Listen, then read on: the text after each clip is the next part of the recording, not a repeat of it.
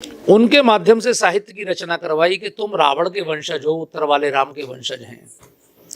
तो दक्षिण में इतना उत्तर के प्रति विष भर दिया कि बड़ा भयंकर आंदोलन हो गया। हिंदी में आप आज भी तमिलनाडु में कोई साइन बोर्ड नहीं लगा सकते। ऐसे उन्होंने एक आईएएस ऑफिसर को सिख बना दिया। उन्होंने आनंदपुर साहिब जाके अमृत छका, पंच ककार धारण किए, सिख बना। और उसने वहाँ के सिख जो प्रभावी लोग थे उनमें से एक दो लोग, जो हर जगह लालची लोग होते हैं, हर जगह हमारे यहाँ भी पुरस्कार के लालच में लोग क्या क्या करते हैं आप सब जानते ही हैं। तो उसमें उसने जहर फैलवाया कि भाई तुम हिंदू नहीं हो, तुम सिख हो।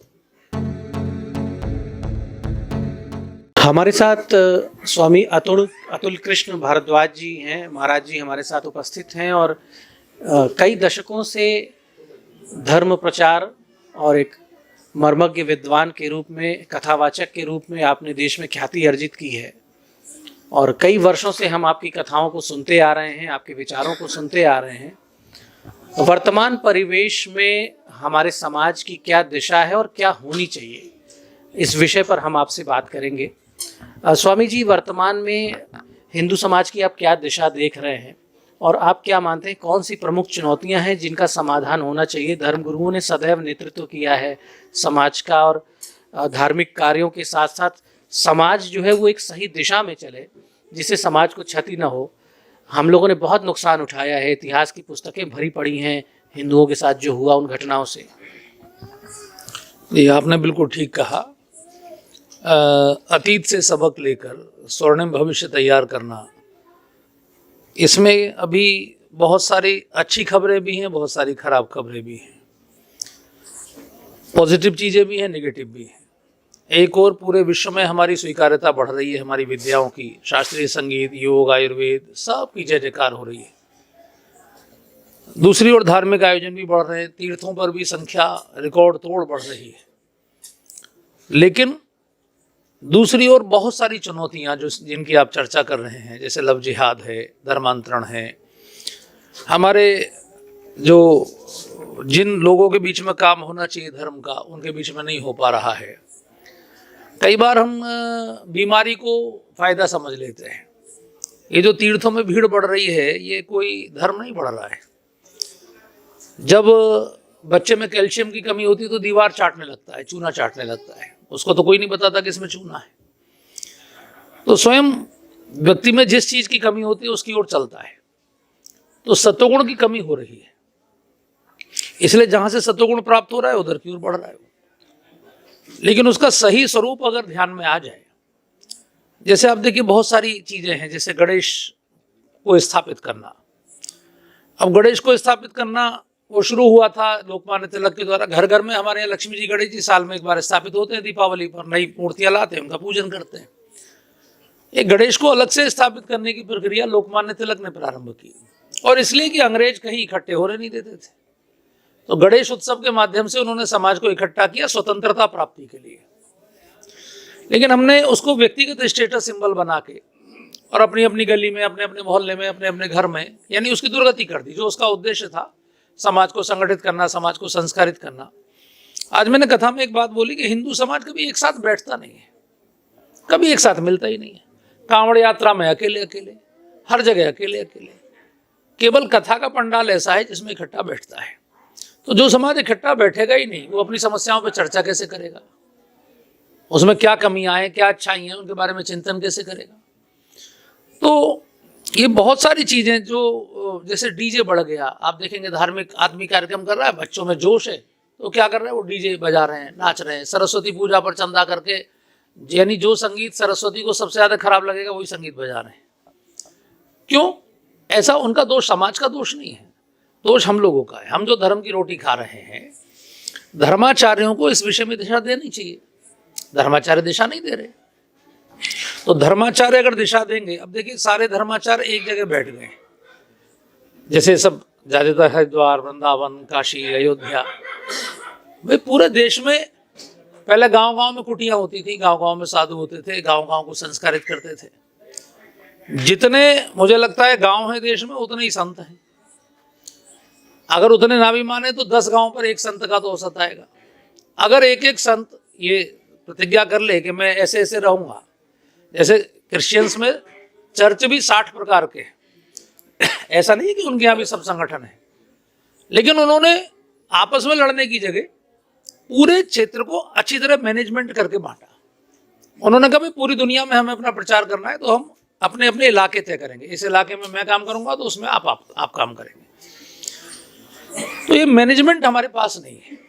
हमारे आचार्य को जो मैनेजमेंट करना चाहिए, जैसे गांव गांव में अभी भी हमारे यहाँ भी पुरोहित लोग हैं, पुजारी लोग हैं, वो चाहें तो पूरे समाज को संस्कारित कर सकते हैं।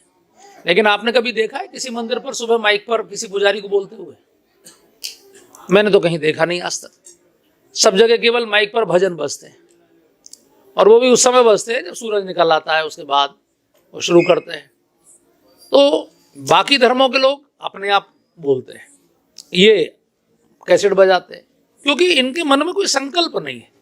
तो जब आपके जीवन में कोई उद्देश्य ही नहीं होगा, जो वेद ने कहा कि वो प्रणवंतो विश्वमार्यम, हम पूरे विश्व को श्रेष्ठ बनाएंगे, तो पूरे विश्व को श्रेष्ठ हम तब बनाएंगे पहले अपने गांव को श्रेष्ठ बनाने। शुरुआत तो अपने से ही होगी। Charity begins from the home. तो ये जितनी भी चुनौतियां हैं, इसका समाधान कोई लंदन से आने वाले लोग तो करेंगे नहीं, मैं और आप ही करेंगे। तो हम ही को मिलकर ये चिंतन करना पड़ेगा कि क्या क्या हमको करना चाहिए, और उस दिशा में काम करना पड़ेगा। बहुत महत्वपूर्ण आपने बात कही, और मैंने कई शंकराचार्यों से भी मुझे मिलने का सौभाग्य मिला और इंटरव्यू करने का भी सौभाग्य मिला। लेकिन समस्या को आइडेंटिफाई करना, और आपने शायद उस समस्या को सही स्वरूप में, जितना मैं समझ पा रहा हूँ, आपने बिल्कुल आइडेंटिफाई कर लिया है कि संवाद का एक अभाव है, एक कम्युनिकेशन गैप है समाज में, समाज का नेतृत्व करने वाले में, समाज के गुरुओं में भी। और केवल जो हमारी धार्मिक ग्रंथों में जिन बातों को कहा गया है, या केवल कथाओं का श्रवण करने से, कथाओं का वाचन करने से ही नहीं, समाज की जो चुनौतियां हैं उन पर भी चर्चा करने की और सही मार्गदर्शन देने की आवश्यकता है। और आपने बताया कि मंदिरों में सीधे भजन बजना शुरू हो जाएगा। भजन क्यों सुनाया जा रहा है, उसका उद्देश्य क्या है, धार्मिक कथाएं जो हो रही हैं उनका उद्देश्य क्या है, प्रैक्टिकल होके हमें जो काम करना है शायद वो नहीं कर पा रहे।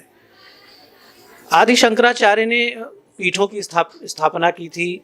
हमारे यहाँ शक्ति पीठ बहुत से हैं, शिव जी के बहुत से स्थान हैं, भारत में बहुत सारे मंदिर हैं, नए पुराने मंदिर भी हैं, आश्रम भी बहुत बड़ी संख्या में हैं। तो इन सब को एक श्रृंखला में जोड़कर इन्हें ऊर्जा के केंद्र, जो ये पहले थे, समाज को ऊर्जा देते थे, संगठन देते थे और मार्गदर्शन देते थे, तो इस तरह का कोई सार्थक प्रयास दिख रहा है आपको कि इन सबको एक श्रृंखला में जोड़ा जाए और सब अपने अपने क्षेत्र में काम करना प्रारंभ करें, जहाँ जहाँ भी मंदिर हैं, आश्रम है, वहीं से प्रकाश फैले और संगठन की एक भावना आगे बढ़े? नहीं, बहुत कोशिश चल रही है और बहुत लोग जागरूक हुए हैं। हमारे महात्मा, हमारे संत बहुत काम कर रहे हैं, और हम लोग उनकी सामूहिक बैठकें भी करते हैं, बहुत सारे लोगों का प्रशिक्षण भी करते हैं कि वर्तमान में क्या चुनौतियां हैं, हमको क्या करना चाहिए समाज में। तो जिनके दिमाग में समाज हित का एजेंडा होता है वो तो काम करते हैं, और जिनके दिमाग में केवल अपना ही एजेंडा हो। एक प्रॉब्लम बड़ी ये है कि हमारे देश में व्यक्तिगत बढ़ने की चाह बहुत है। मैं, मेरा आश्रम, मेरी संपत्ति, मेरा प्रभाव, मेरा रुतबा, ये सब। बाकी धर्मों में आप देखेंगे कोई सामने नहीं आता, वो एक सिस्टम के अंतर्गत काम करते हैं, क्योंकि हमारा कोई लक्ष्य नहीं है, उनका एक लक्ष्य है। उनका एक लक्ष्य है कि पूरी दुनिया को दारुल इस्लाम बनाना है। उनका एक लक्ष्य है कि पूरी दुनिया में क्रिश्चियनिटी, यानी पोप जब भारत आए थे तो कहकर गए कि सन 3001 तक भारत में इतने चर्च हम बना देंगे, एक चर्च की छत पे खड़े होकर आवाज देंगे तो दूसरे चर्च पर सुनाई पड़ेगी। बहुत साइलेंट उनका काम चलता है, वेरी साइलेंटली। आज भारत में 10 करोड़ उनके फॉलोअर्स हो गए।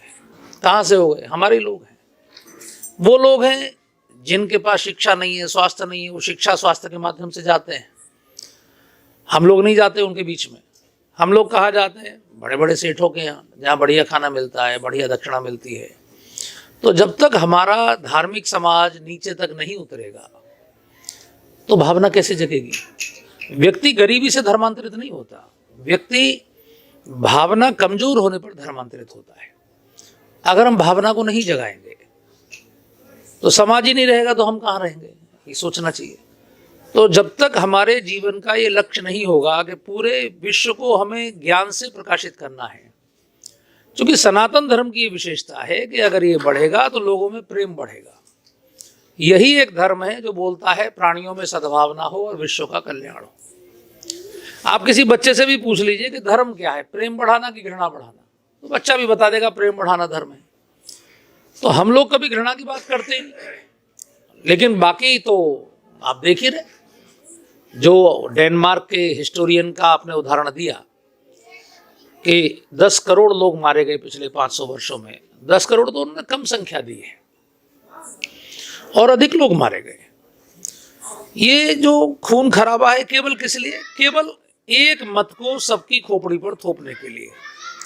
जब भगवान ने दुनिया एक जैसी नहीं बनाई, ईश्वर चाहता तो सबकी एक ही भाषा बना देता, एक जैसे रूप रंग बना देता। जैसे अफ्रीका पूरा काला, यूरोप पूरा गोरा, ऐसी पूरी दुनिया को एक जैसा बना देता, एक जैसी भाषा, तो झगड़ा ही खत्म। ईश्वर ने विविधता बनाई तो विविधता में ही वो अपनी उपासना चाहता है, इसलिए हमारे यहाँ इस पर कोई झगड़ा नहीं है। आप किसी भी संप्रदाय में उपासना करिए, शंकर जी को पूजिए। घर में देखो, पत्नी जो है पूछती है दुर्गा जी को, पति पूछता है शंकर जी को, कई बार लड़का पूछता है हनुमान जी को, कोई कह रहा मैं साईं बाबा के यहाँ जा रहा हूँ, कोई कह रहा मैं वैष्णो देवी जा रहा हूँ। घर में तो कभी लड़ाई होती नहीं, कोई निराकार मानो साकार मानो। लेकिन हमारी भारत की ये विशेषता है कि 3 तत्वों पर हम सब लोग, सारे हमारे संप्रदाय एक मत हैं। एक तो सबके अंदर एक ही परमात्मा है, दूसरा कर्मों का फल होता है, और तीसरा पुनर्जन्म होता है। इन 3 पर भारत से निकले हुए सभी संप्रदाय, सभी विचारधारा, सभी मत एक मत है।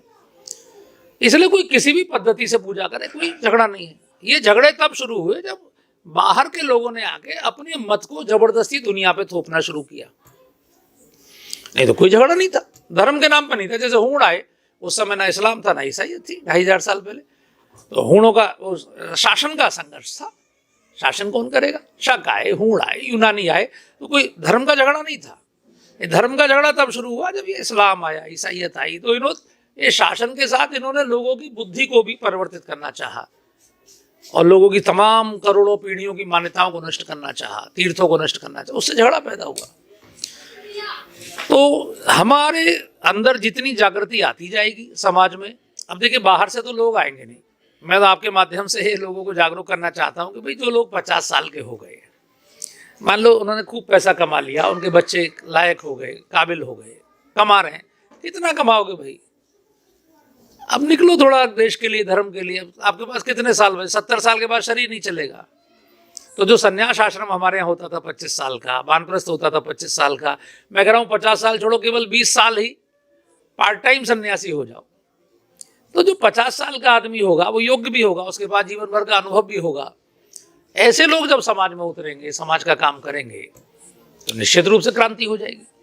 और पूरा विश्व चाह रहा है, पूरे विश्व में आप देखिए, ईरान में आप देखिए, जब पूरी दुनिया की 250 करोड़ आबादी में से 200 करोड़ आबादी में से 100 करोड़ महिलाएं हैं कि नहीं? अगर 200 करोड़ लोग इस्लाम फॉलो करते, 100 करोड़ महिलाओं पर कितना जबरदस्ती हिजाब पहनो, बुर्का पहनो। अब ईरान में उसके विरोध में कितने लोग मारे गए? आप तो मीडिया के लोग हैं, तो आप तो सब देख रहे हैं रोजाना। यानी सुप्रीम कमांडर जो खोमैनी है, कल उसके घर में आग लगा दी गई ईरान में। यानी लोग गोलियों से नहीं डर रहे, लोग गोली खा रहे, मर रहे रोज 20 लोग, और तो भी वो आंदोलन कर रहे हैं। तो ये अब कबीलाई मानसिकता चलेगी नहीं। हिंदू धर्म की विशेषता है कि ऐसा मैं नहीं कह रहा कि हम 100% परफेक्ट हैं, हमारे यहाँ भी बहुत सारे दोष थे, सती प्रथा थी, बाल विवाह था, बहुत सारे, हमारे समाज ने सब ठीक कर लिया कि नहीं कर लिया? रिफॉर्म किया। तो जो रिफॉर्म नहीं करेगा, जो समय के साथ नहीं बदलेगा, वो सड़ जाएगा, खत्म हो जाएगा। लेकिन महाराज एक शायद एक फील्ड है जहाँ पर हम रिफॉर्म नहीं कर पाए, अभी भी जातिवाद की जो भावना है और छोटा बड़ा जन्म के आधार पर ऊंच नीच की भावना, कहीं ना कहीं ये एक दीमक की तरह सनातन समाज को ये खोखला कर रहा है। यहाँ भी रिफॉर्म की जरूरत क्या आप महसूस करते हैं? ये प्रश्न मैं तमाम धर्म गुरुओं से करता हूँ, शंकराचार्य जी से भी मैंने ये प्रश्न किया। ये एक बड़ा विषय है और तमाम हम लोग जब समाज के अलग अलग वर्गों में बैठते हैं तो वो अपनी पीड़ा बताते हैं। उनका ये कहना है कि सम्मान न मिलने की वजह से ही काफ़ी संख्या में धर्मांतरण हुआ, और जैसा कि आपने कहा कि हम अपने समाज के बहुत से लोगों को स्पर्श ही नहीं कर पा रहे हैं, उनसे हमारी कनेक्टिविटी बिल्कुल खत्म होती जा रही है। दूसरे लोग उनको कनेक्ट करके, गुमराह करके, गलत तथ्य बता के, दुष्प्रचार करके अपने खेमे में ले जा रहे हैं, क्योंकि पूरे विश्व में एक अभियान चल रहा है पूरे विश्व में, और जिसे हमने इतिहास में पढ़ा भी है, वॉर ऑफ रेसेस के नाम से भी पढ़ा है कि संस्कृतियों का एक युद्ध शुरू से ही चल रहा है और आज भी अलग अलग माध्यमों से, अलग अलग फॉर्म में वो युद्ध कहीं ना कहीं चल रहा है। पूरे वैश्विक संसाधनों पर एक कब्जे कब्जा करने का एक अभियान, जिसको धर्म का चोला उड़ा दिया जाए या किसी भी और रूप में इसको आगे बढ़ाया जाए। तो ये जो विफलता है, मैं तो अपने शब्दों में इन्हें विफलता कहूंगा, आप इस पे मार्गदर्शन करें कि इस चुनौती का क्या समाधान है, किस तरह से हम उन वर्गों को भी कनेक्ट करें, उनके अंदर भी स्वाभिमान और अभिमान हो हिंदू होने के प्रति। वैसे प्रैक्टिकली रूप में अब कहीं भी भेदभाव नहीं है, क्योंकि मैं भी पूरे देश में घूमता हूँ। ट्रेन में चलते हैं हम लोग, बस में चलते हैं, हवाई जहाज में चलते हैं, होटल में खाते हैं, मंदिर में दर्शन करते हैं, कहीं भी किसी के साथ अब कोई किसी से नहीं पूछता कि आप कौन हैं, कौन बना रहा है, कौन परोस रहा है। लेकिन अभी ये जो वोट बैंक है, अभी क्या है कि शासन व्यवस्था में अंग्रेजों ने सिखा दिया कि बांटो और राज करो। देखिए 5 करोड़ की आबादी के देश ने पूरी दुनिया पे शासन किया, किन के बल पर? ना इंजीनियर्स के बल पर, ना डॉक्टर के बल पर। उन्होंने शासन किया अपने योद्धाओं के बल पर और अपने बुद्धिमान लोगों के बल पर। उनके बुद्धिमान लोगों ने हर देश में जाकर वहाँ के साहित्य का अध्ययन किया और वहाँ ये निकाला कि ये समाज को कैसे हम बांट सकते हैं। तो समाज को बांटने के जितने भी प्रयास हो सकते थे वो उन्होंने किए। जैसे उन्होंने एक नया शब्द दे दिया भारत में, आदिवासी। आदिवासी शब्द भारत में नहीं था। उन्होंने एक थ्योरी दी कि सबसे पहले आदिवासी रहते थे, फिर द्रविड़ आए, उन्होंने आदिवासियों को जंगल में धकेल दिया, फिर आर्य आए, उन्होंने द्रविड़ों को दक्षिण में धकेल दिया, फिर हूण आए, फिर शक आए, फिर यूनानी आए, ये आए, वो आए, फिर मुस्लिम आए, फिर हम आए, तो देश धर्मशाला हो गया। हालांकि वो थ्योरी अब रिजेक्ट हो गई। अब तो 15-15 हजार साल पुरानी सभ्यताएं निकल रही हैं अपनी, तो वो थ्योरी जो 2000 साल पुरानी थी वो रिजेक्ट हो गई। लेकिन उन्होंने समाज को बांट दिया। जैसे उन्होंने अपने 2 IAS ऑफिसर दक्षिण भेजे और दक्षिण में उन्होंने एक व्यक्ति को CN अन्नादुरई नाम के, जो पेरियार कहलाते हैं वहाँ, उनको उन्होंने जैसे भी लोभ देकर, कैसे भी प्रभावित करके उनके माध्यम से साहित्य की रचना करवाई कि तुम रावण के वंशज हो, उत्तर वाले राम के वंशज हैं। तो दक्षिण में इतना उत्तर के प्रति विष भर दिया कि बड़ा भयंकर आंदोलन हो गया। हिंदी में आप आज भी तमिलनाडु में कोई साइन बोर्ड नहीं लगा सकते, पूरा दक्षिण अलग कर दिया उन्होंने। और दक्षिण में जो द्रमुक आंदोलन चला, ये जो DMK AIADMK पार्टी है, ये उन्हीं की देन है, उनको पेरियार कहा गया। ऐसे उन्होंने एक IAS ऑफिसर को सिख बना दिया। उन्होंने आनंदपुर साहिब जाके अमृत छका, पंच ककार धारण किए, सिख बना। और उसने वहाँ के सिख जो प्रभावी लोग थे उनमें से 1-2 लोग, जो हर जगह लालची लोग होते हैं, हर जगह हमारे यहाँ भी पुरस्कार के लालच में लोग क्या क्या करते हैं आप सब जानते ही हैं, तो उसमें उसने जहर फैलवाया कि भाई तुम हिंदू नहीं हो, तुम सिख हो। और वो इतना जहर बड़ा भाई साहब कि जो अमृतसर का हर मंदिर है, यानी जो स्वर्ण मंदिर है, उसका नाम असली हर मंदिर है, हरि मंदिर साहिब उनको कहते हैं पंजाब में आज भी लोग। रणजीत सिंह ने जब उस पर सोना मढ़वाया तो स्वर्ण मंदिर कहा गया। यानी इतना जहर बढ़ा कि भगवान विष्णु की प्रतिमा को वहां से निकाल दिया गया। उसके लिए वहां के लोगों ने अलग फिर दुर्गाना मंदिर बनवाया। और जब वो IAS ऑफिसर रिटायर हुआ तो उन्हें दाढ़ी केश सब मुड़वा के अपने पंच ककार निकाल के हवाई जहाज बैठ के टाटा करी और चला गया। तो उसने यहाँ पर लड़ाने के लिए रामलीलाओं में शुरू करवाया परशुराम लक्ष्मण संवाद अंग्रेजों ने, जिससे कि ठाकुर और ब्राह्मणों में, यानी पिछड़ों में, अगड़ों में, सब में सबको बांटने की साजिश रची। अब आगे चल के जो लोग मेहनत से सत्ता प्राप्त नहीं कर सकते थे, उन्होंने उसी तरीके को अपनाया।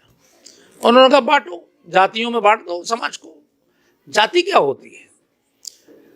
कभी भी आप बिना जाति के रह सकते हैं। आप केंद्रीय कॉलोनी में चले जाइए केंद्र सरकार की, उसमें type 1, type 2, type 3, type 4 quarter होते हैं कि नहीं? टाइप 4 वाला बच्चा टाइप 1 के बच्चों के साथ नहीं खेलता है, वो एक नई जाति पैदा हो गई। एक ही जाति का पैदा हुआ अगर IAS का बच्चा हो गया तो वो अपनी जाति के चपरासी के बच्चे के साथ नहीं खेलेगा। वो समाज का सिस्टम है। हमारे गांव में 26 जातियां होती थी।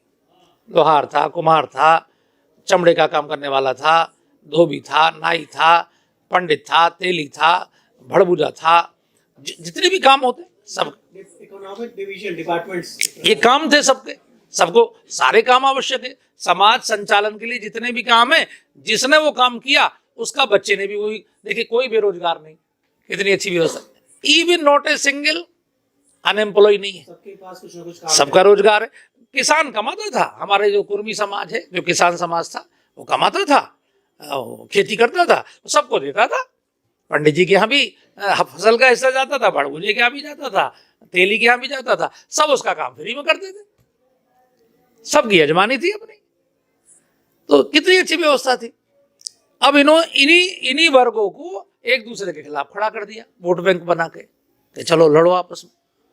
तो ये तो राजनीति का विषय है। लेकिन धार्मिक क्षेत्र में हमारे सबसे बड़ा रिफॉर्म किया जगतगुरु रामानंदाचार्य ने 500 वर्ष पहले। उन्होंने कहा, जाति पाति पूछे नहीं कोई, हरि को भजे सो हरि को होई। तो ये जिन लोगों ने जहर फैलाया उसका समाज के कई शंकराचार्यों ने नारा दिया, ना हिंदू पतितो भवेत, हिंदू कभी पतित नहीं होता। और लेकिन अभी प्रैक्टिकल गांव में आप बात ठीक कह रहे हैं, अभी बहुत सारी समस्याएं हैं। जैसे पुरोहित लोग बहुत सारे लोगों के यहाँ अनुष्ठान कराने नहीं जाते हैं अभी भी। तो ये समस्याएं तो हैं, हम लोग कोशिश कर रहे हैं कि वो समस्याएं दूर हों। लेकिन इसके लिए ऊपर से जो शंकराचार्य लोग हैं उनको बैठकर प्रयास करना चाहिए, वो अगर प्रेरणा देंगे। क्योंकि देखिए, मैं एक छोटा कथावाचक हूँ, मैं एक कथावाचक ही तो हूँ, एक छोटा सा रामायण और भागवत आपको सुना देता हूँ। ठीक है कि मैं समाज को समझता हूँ, भगवान ने मुझसे पहले साइंस पढ़वाई, फिर हिस्ट्री। आपने इतनी सारी बातें बताई, मैं कतई ये नहीं स्वीकार कर सकता कि आप छोटे कथावाचक हैं। इतना अच्छा ज्ञान है आपके पास, इतिहास से लेकर और समाज का पूरे पूरे विश्व के बारे में आपने अलग बताया, क्रिश्चियनिटी कैसे बढ़ी, इस्लाम कैसे बढ़ा। तो थॉर स्टडी है आपके पास। तो निसंदेह आप एक बड़े धर्माचार्य हैं, और आप जैसे लोगों की प्रेरणा से और आपके मार्गदर्शन में मुझे लगता है कि व्यापक परिवर्तन हो सकते हैं। हो सकता है, अभी भगवान से प्रार्थना है कि हो। लेकिन अगर हमारे सभी आचार्य अच्छी तरह बैठकर प्रयास करें तो कोई काम ऐसा नहीं जो असंभव हो। और ये तो खैर संघर्ष तो हमेशा चलना है, वो आपने ठीक कहा। ये जो रेसिस का संघर्ष है ये चलेगा, क्योंकि आप हिस्ट्री को पढ़ लीजिए, देवासुर संग्राम सदैव से चलता आया है। अब कई बार देवताओं में भी असुर हो जाते हैं, कई बार असुरों में देवता हो जाते हैं, ये अलग बात है। तो ये देवासुर संग्राम, आप कोई भी भारत की किताब उठा के देख लीजिए, उसमें लगातार देवासुर संग्राम चल रहा है। पहले तलवारों से होता था, वोटों से होता है। तो जो पक्ष तगड़ा होता है उसी पक्ष का प्रभाव बढ़ जाता है। एक महाराज अंतिम प्रश्न करना चाहूँगा मैं कि हम विगत कई वर्षों में देख रहे हैं, पहले भी ये घटनाएं हुई हैं, लेकिन अब मीडिया की पहुंच बढ़ी है। अब हर व्यक्ति के मोबाइल में सारे चैनल, सारे अखबार, सारी इन्फॉर्मेशन का युग है, ये इन्फॉर्मेशन की क्रांति का युग है ये। तो हम ये देख पा रहे हैं कि प्रायः लगभग प्रतिदिन देश के अलग अलग शहरों से, अलग अलग हिस्सों से ऐसी खबरें आ रही हैं कि हिंदू बेटी किसी अन्य समुदाय के लड़के के साथ चली गई या बहला फुसला के ले गया, धर्मांतरण हो गया, हत्या हो गई, निर्मम हत्याएं हो रही हैं, टुकड़ों में काटा जा रहा है, नाबालिग हिंदू बच्चों का, लड़कों का धर्मांतरण हो रहा है, दिव्यांग लोगों का, गूंगे बहरे लोगों का धर्मांतरण हुआ। पुलिस ने ऐसी बहुत से मामलों का खुलासा भी किया है। चर्च के लोग एक एक जिले में हजारों मास कन्वर्जन करा रहे हैं, बौद्ध विचारधारा की ओर मास कन्वर्जन हो रहा है, इस्लाम की ओर कन्वर्जन हो रहा है।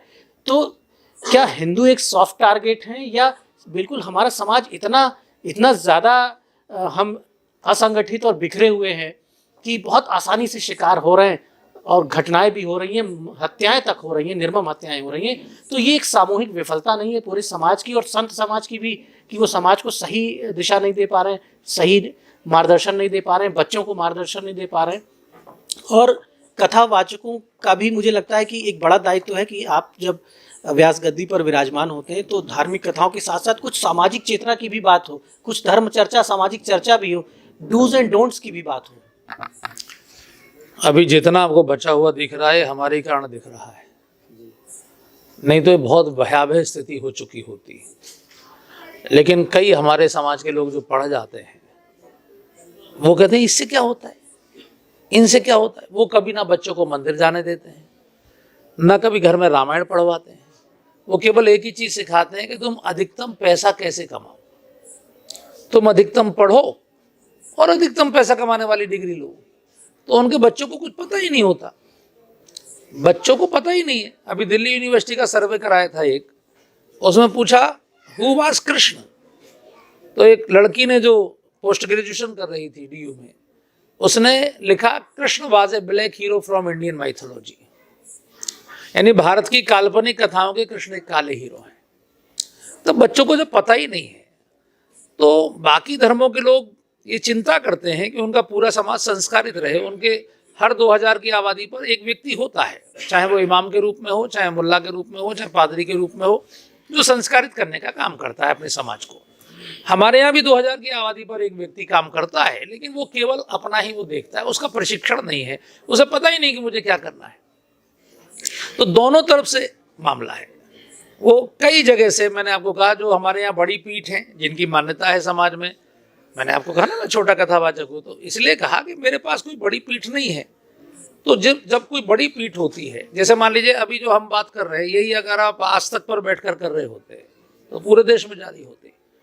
तो हम जो बोलेंगे उसका एक अलग प्रभाव है, आज तक पर बोला जाएगा उसका एक अलग प्रभाव है देश में। मीडिया में भी पीठें बन गई ना बड़ी बड़ी, जिस सेंट्रलाइजेशन हो गया वहाँ भी।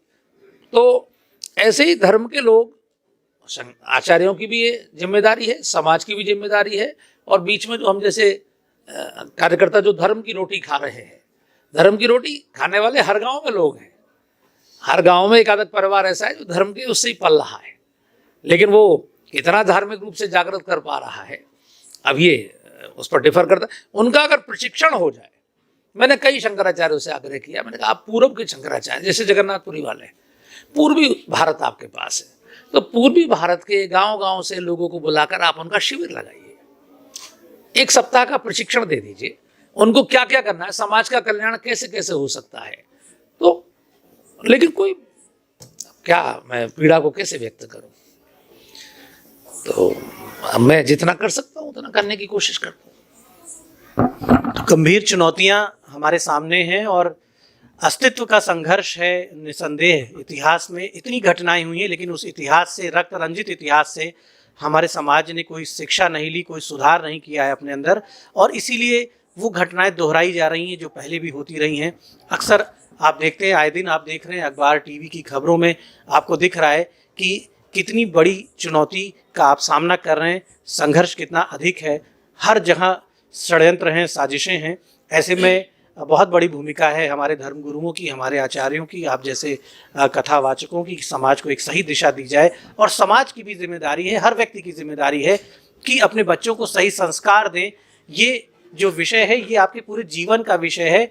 आपके पुरखों ने, आपके पूर्वजों ने जिन परंपराओं को हजारों वर्षों तक मुश्किलों में सहेज के रखा है, उन्हें आधुनिक भारत में, लोकतांत्रिक भारत में अगर नहीं सहेज पा रहे हैं तो बहुत बड़ी विफलता है। और इसी वजह से बच्चों के साथ खतरनाक घटनाएं हो रही हैं, बेटियों के साथ घटनाएं हो रही हैं, और जीवन अंधकारमय हो रहा है बहुत से परिवारों का। तो हम सबको इसके लिए सतर्क रहना होगा, जागरूक रहना होगा। हम धन्यवाद देंगे महाराज अतुल कृष्ण भारद्वाज जी को, जिन्होंने अपना बहुमूल्य समय दिया। द इंडियन ओपिनियन के लिए बाराबंकी से दीपक मिश्रा।